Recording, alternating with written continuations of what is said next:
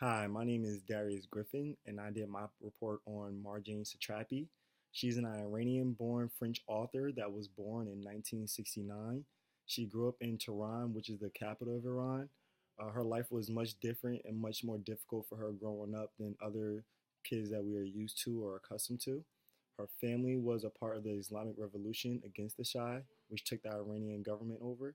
And to avoid everything that the government required teachers to start teaching in Tehran, Marjane was sent to Austria to study by her parents. While there, She became a part of the Western culture and started to really indulge in it. She loved the clothes and the music, the rock bands, and people like Michael Jackson as well. But she ended up doing drugs and ended up becoming homeless while she was there as well. By 18, she moved back to Toronto to attend college, but struggled with the lifestyle of living behind a veil and being under surveillance of the religious police, whom would raid and break up parties her friends would have that they would wear makeup at and wear Western clothes and listen to their music. She was frustrated by the world around her.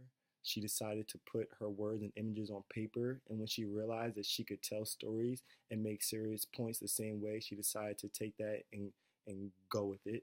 During one interview, Marjane said that when you have talent to be able to write and draw, it seems a shame to choose one. I think it's better to do both. So she then decided to write the book Persepolis, which tells the story of her growing up, which also shows the Islamic Revolution and the effect on her people. The book begins with some history on Iran, understanding the book begins on some history of Iran and also tells about a little history of where Marjane is from, so the reader has a pretty good understanding as they go through the book. She then begins to talk about how when she was 10 years old, she had to wear a veil at school because the Shah demanded it of the females. Her French non religious school was abolished, and the boys and girls were then separated for education. While in her new school, she announced her plan to become the symbol of justice, love, and the wrath of God, but her teachers and classmates only ridiculed her, thinking that she was only playing games. She started to get more involved with politics going on in her country and tried to attend a demonstration after the Shah ordered a fire at a local theater that killed 400 people, but she couldn't go because her parents said she was too young. Since she couldn't attend, she wanted to see what was happening in her country. On her own, she reached out to her father and her grandmother for more information. Her father told her stories about the history of the revolution, while her grandmother told her more about the Shah, who was a very harsh ruler who sees himself as one of the greatest Persian rulers. Many people were starting to die in the revolution, so to try to take some frustration out, Marjane and her friends tried to beat up a boy who was in the Shah's secret police. He made a point that he was very happy that his parents or his family killed people, but Marjane and her friends, they wanted to take care of that. Her mother tells a story that she must forgive those that tortured, but she has a rough time, accepting that and letting people off the hook.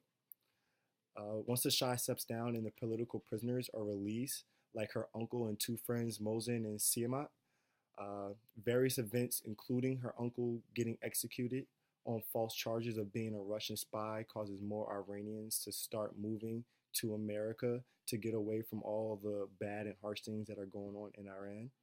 The American embassy is then taken over, and the Americans are forced to leave Iran, and the religious leaders close to all the universities to change the curriculum so that they were only being taught what the Shah wanted them instead of what was already in the previous curriculum.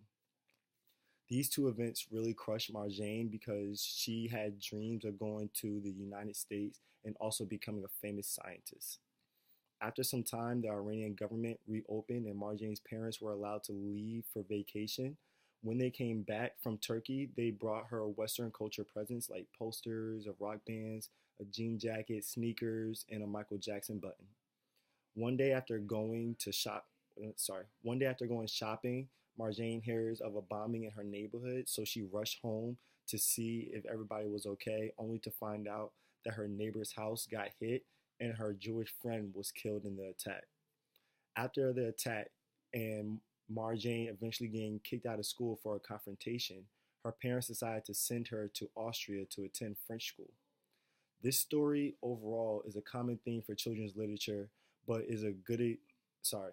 This story isn't a common theme for children's literature, but is a good example for kids out there for those kids who do have it rough, and they see that there is somebody else out there that has it rough as well.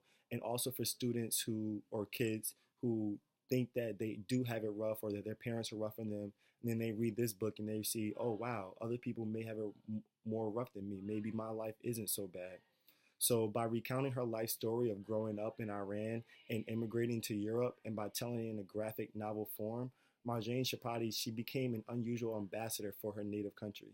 And by that, she was able to become an example for many, not only children, but adults as well, that even if life starts off bad, you can find a way to channel your hate or your energy to something good. And then, as you see, she was able to write two books, and she continues to be an inspiring artist and writer for not only Iranians but people all over the country.